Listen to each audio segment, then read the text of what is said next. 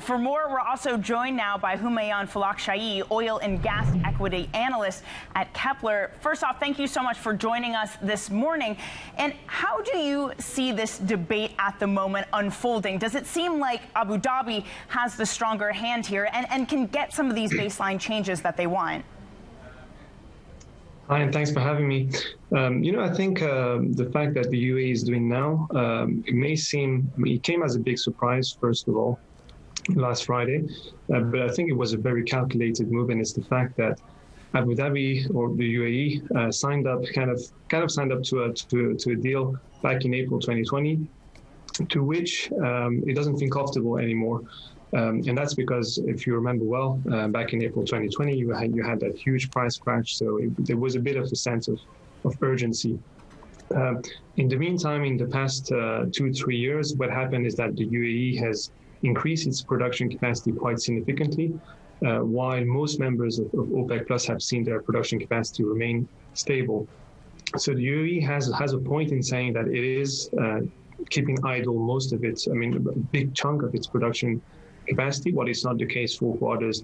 Now, who does have the higher hand? I don't think it's the UAE, and that's because, as the Saudi minister said yesterday, all members agreed to the extension of the agreement until December 2022, and only the UAE objected to that. So I don't think the UAE has the high hand here, but I think no matter what happens now, there is the idea that the UAE is not a happy member anymore. That idea is seated within the organization, and whatever happens today, if they manage to somehow reach an agreement, you should expect more volatility and more tension in upcoming meetings from now on. Homayoun, good morning. His Excellency Al-Masri talks about a delay, decoupled the proposition that's on the table at the moment, allowing time to de-escalate, the triple D option. What is the elegant solution today? How do we de-escalate? Can we use His Royal Highness's Prince Abdulaziz bin Salman's word, the kickstart, in other words, get a production uplift, but agree that they will review the reviews, so to speak? Is that the elegant way through this, the elegant fudge? I think so, absolutely. I think this is the easiest way, and it's probably still the most likely way this will get resolved today, even though Prince Abdulaziz had a very strong answer to his UAE counterpart.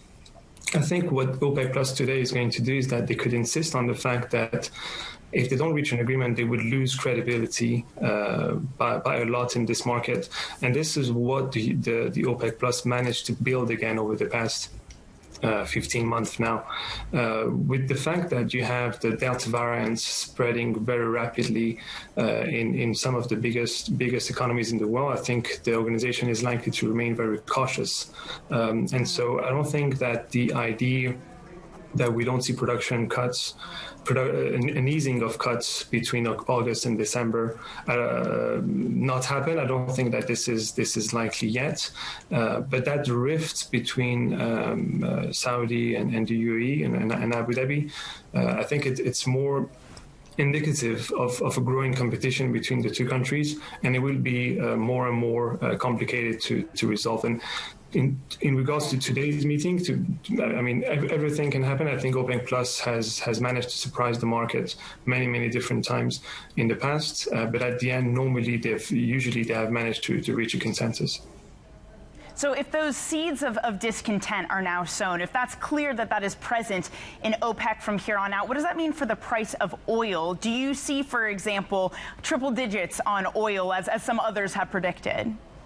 I think we're actually we're in a position where a lot of scenarios now are on the table, and uncertainty is at the highest that it's been for a very long time. And when you think that the OPEC Plus goal is to stabilize markets, to achieve balance of them, to reduce uncertainty, then certainly it has not reached its goal this time. So yes, I think what seems to be the case is that if there's no deal right now, we won't see an easing of cuts between August and December, meaning that we'll be in a very tight market. then yes, you could see probably triple-digit numbers for prices. But at the same time, if we go back to a situation where it's a free-for-all and everyone produces as much as it wants, and I think a lot of traders will actually have that scenario in mind, if today the meeting is not successful, then we're actually in a very bearish scenario. So I think it's a very interesting meeting, and it's one of the most important ones of the past few months, probably the most important one since April 2020, where anything can happen in the next few months. Very interesting dichotomy there between potential bearishness or $100 a barrel oil. Homayoun Falakshahi, thank you so much for joining us, oil and gas equity analyst at Kpler. Now, coming